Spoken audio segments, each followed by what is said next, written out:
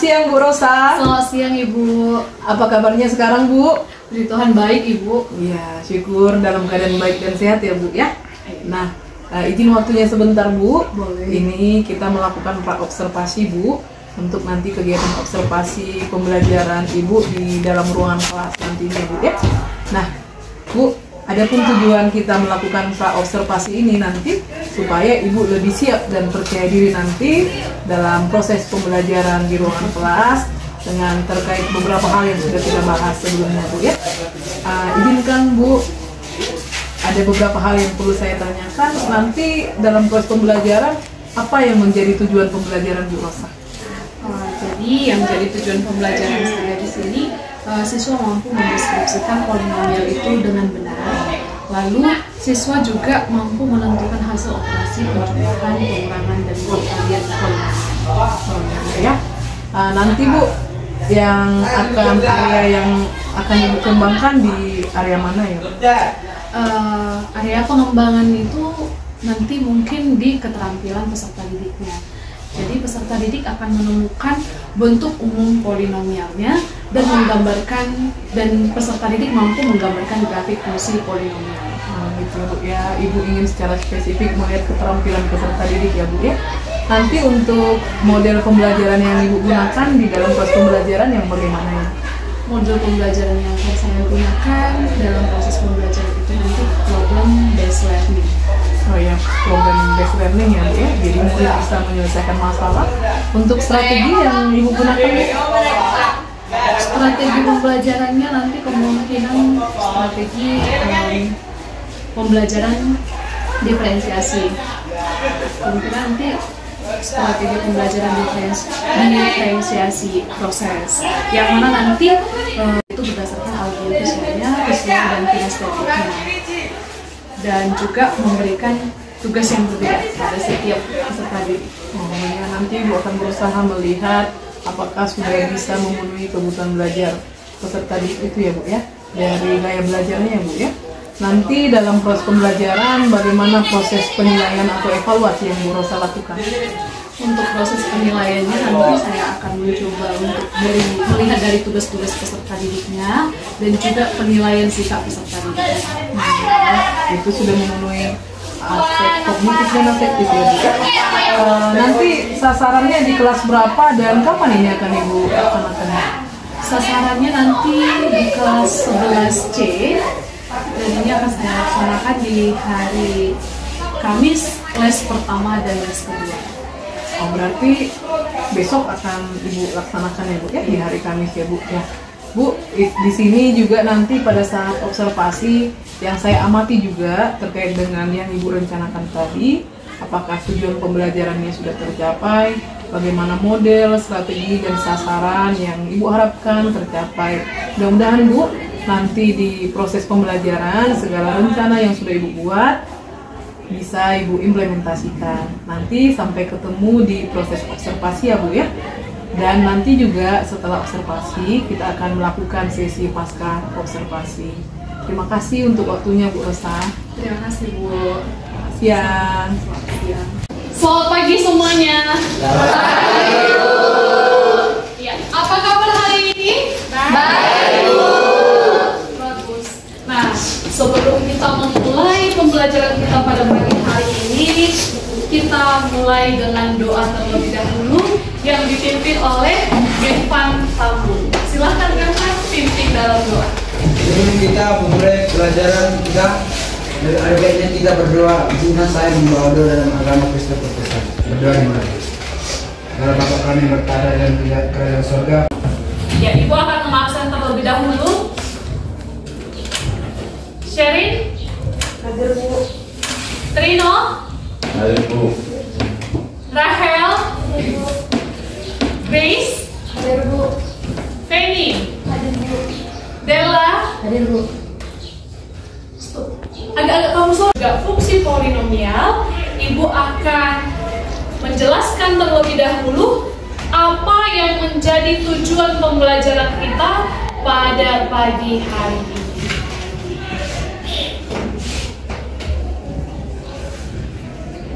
Ya, jadi ada tujuan pembelajaran kita yang pertama di sini ada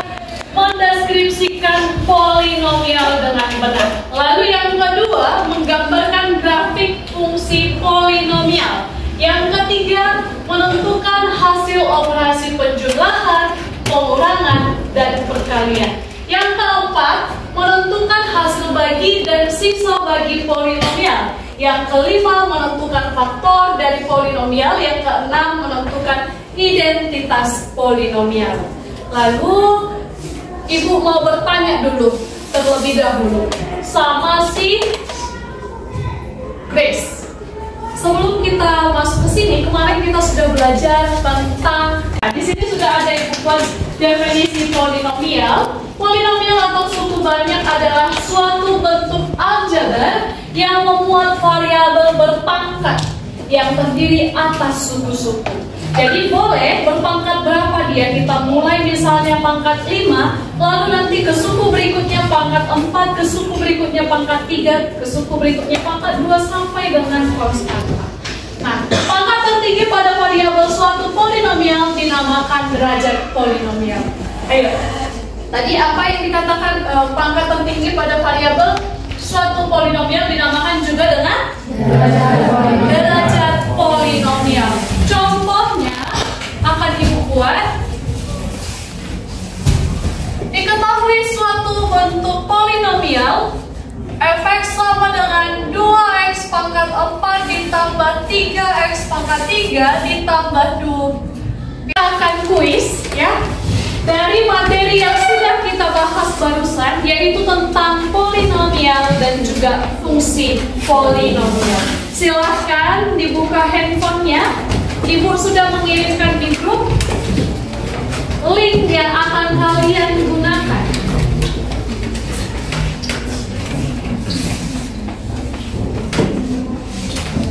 Sudah?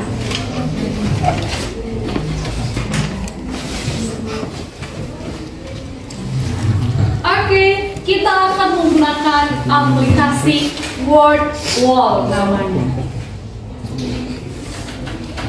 Sudah diklik? Nah, di situ akan muncul start, ya kan? Ya, Bu.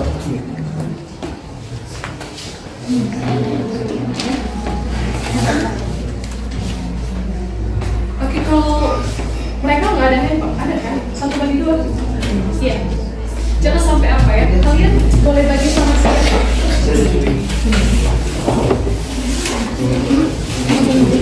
Sudah? Ya, nanti di layar handphone kalian akan muncul seperti ini. Ya kan? Ya, Bu. Silakan kamu klik start. Kamu akan memasuki kuis. Dan di situ Ibu membuat ada 5 soal. Silakan kamu kerjakan dengan waktu 5 menit yang sudah ditentukan. Silakan kalau ada yang mau ditanyakan, silakan ditanyakan.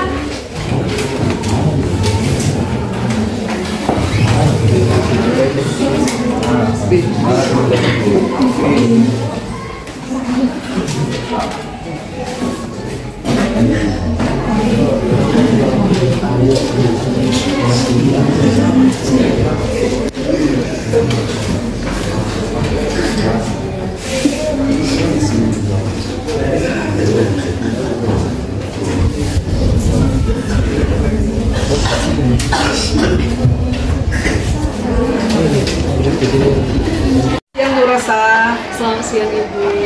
bagaimana kabarnya hari ini, Bu? Puji Tuhan lebih baik. Beberapa waktu lalu kita sudah melakukan proses pembelajaran di ruang kelas ya, Bu ya. Bagaimana Bu perasaannya setelah melakukan proses pembelajaran itu, Bu?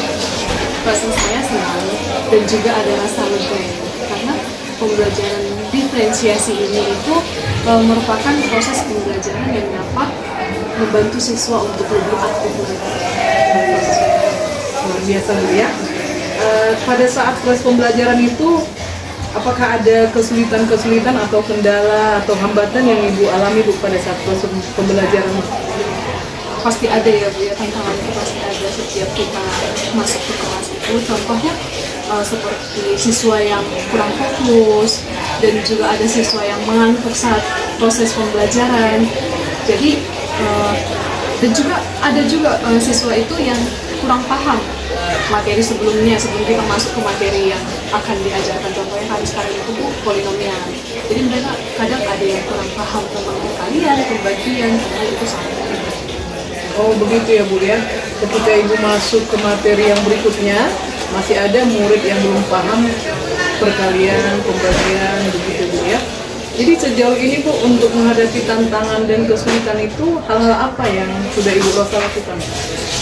Kalau misalnya untuk menghadapi siswa yang kurang paham, yang mengantuk, saya sering coba untuk menggunakan ice breaking Ibu.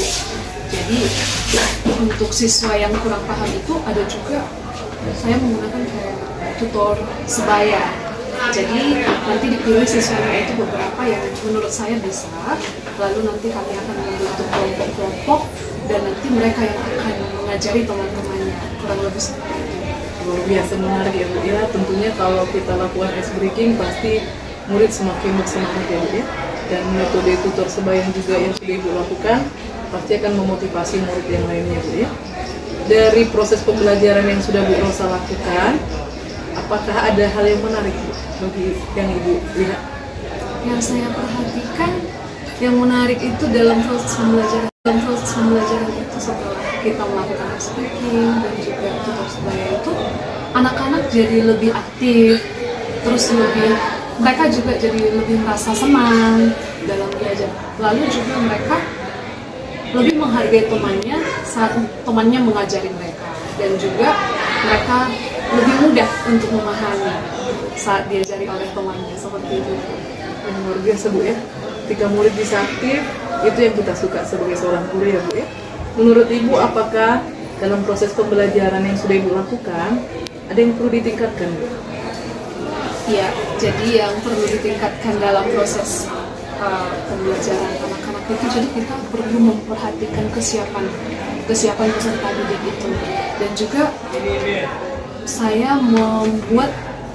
mengirimkan video-video pembelajaran sehari sebelum pembelajaran akan dimulai. Ya benar ya Bu ya. Kesiapan murid sangat diperlukan dalam proses pembelajaran ya Bu. Baik sebelum mulai pembelajaran juga, saya rasa yang Ibu Rosa lakukan sudah sangat baik ya Bu ya. Apa rencana Ibu di pembelajaran berikutnya dan kapan Ibu akan melakukannya Bu Rosa?